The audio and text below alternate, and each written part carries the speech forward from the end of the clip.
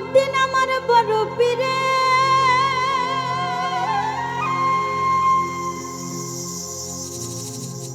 ওই না ডাক দিয়া কয় খাজারে, ও খাজা তোমার বদন কেন এতই ম্লান?